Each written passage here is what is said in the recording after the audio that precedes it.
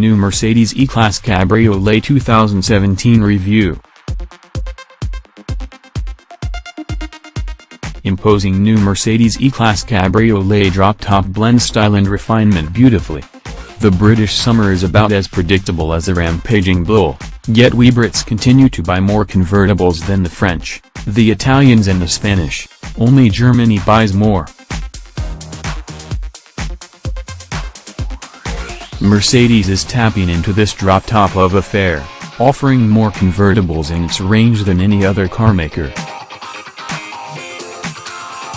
This new E-Class Cabriolet is the latest addition, slotting neatly between the C-Class and S-Class 4-seat drop-tops to offer a compromise between luxury and value.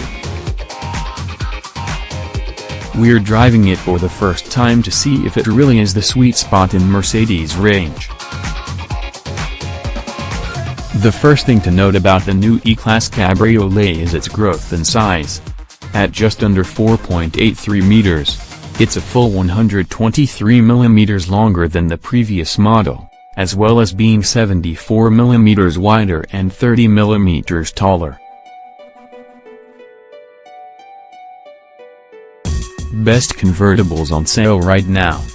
This extra capacity means that 4 adults can withstand long distances in relative comfort despite the rather upright rear seatbacks, and the boot is a sizable 385 liters with the roof up. There are also split folding rear seats, meaning this is one of a select number of convertibles that could even be used as a main family car. But style and desirability are key here, and in that area the sleek E-Class Cabriolet is fighting fit.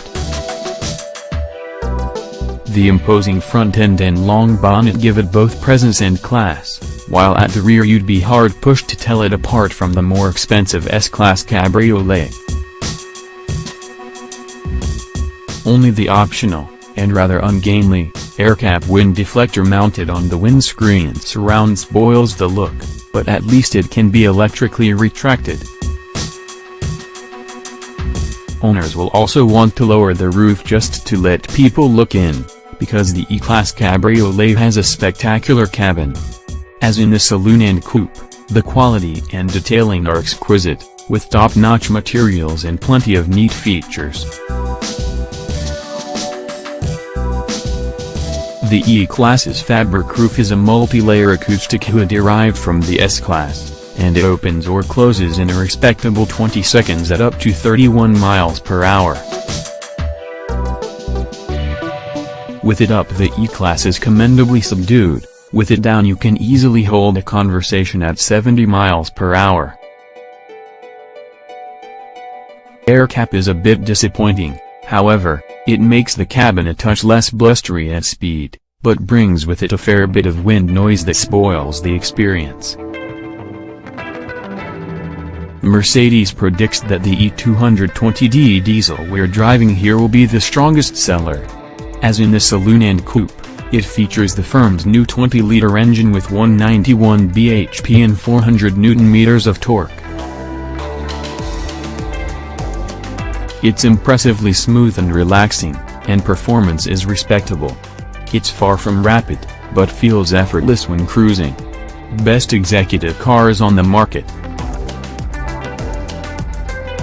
The relaxed pace of the diesel is more suitable, because the E-Class Cabriolet isn't a car that you'll relish threading down your favorite B road. The handling is composed enough, but like the coupe, the Cabriolet doesn't feel particularly light on its feet. Better instead to keep it in comfort mode, making the most of the E-Class's impressively plush and refined ride, although we'd recommend avoiding the 20-inch wheels that can thump over really pockmarked tarmac. They also expose a little shimmy and shake in the Cabriolet's frame that we would suspect isn't evident on examples with smaller wheels.